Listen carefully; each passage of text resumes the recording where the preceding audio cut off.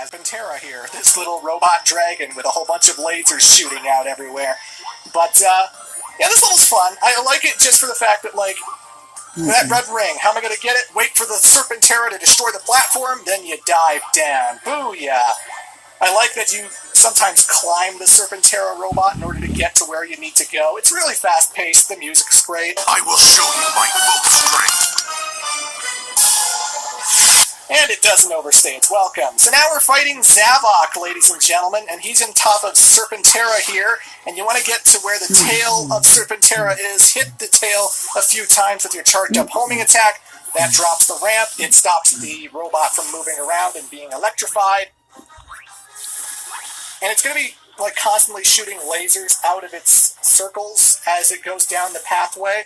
Like, it starts at the neck, then it goes one by one by one by one with the lasers. So you might want to stop and make sure that you don't get hit by the laser. But you only really need to do one single homing attack to Zavok twice. It doesn't even need to be a charged up homing attack. All you need to do is climb the robot twice, attack him twice, and the fight's over. Maybe it's too late to kill you. Is that all you got, big man? Sonic Bowser? You're the leader of the Deadly Six. I kind of expected more. Whatever. Not a horror kids cartoon show. But goddamn, there was that episode where they possessed Amy Rose, and then she got like the crazy teeth and the crazy eyes, and I was just like, ah! Jesus Christ, that is the scariest thing in the world, seeing possessed Amy. Playtime is over, Hedgehog. Either way, folks, now we're taking on Zavok, hopefully for the last time. Probably not.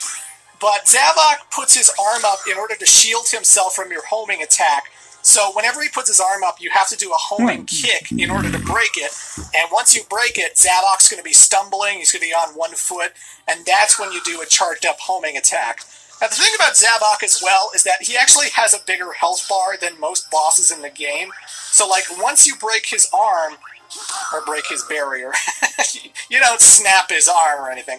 But once you break his barrier, he's going to be stumbling, and you'll actually add more than like 5 rings to your charged up homing attack. You'll add like 6 or 7, and you really need to wait until the beeping and the charge up actually stops happening. Like, once you see that you're not accumulating any more charges to him, then you homing attack, you know? Because he actually has a beefier health bar than he did before, and if you don't have a fully charged up attack, you're not going to knock him off the robot, you're not going to knock him into the pit, like I just did right now.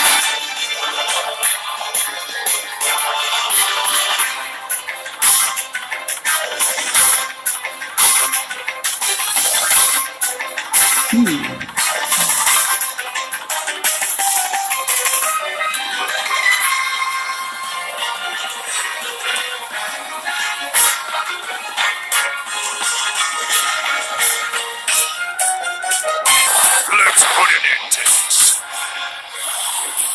Go all the way to the right. Now you're behind Zavok. Let the charge up homing attack go. One hit kill.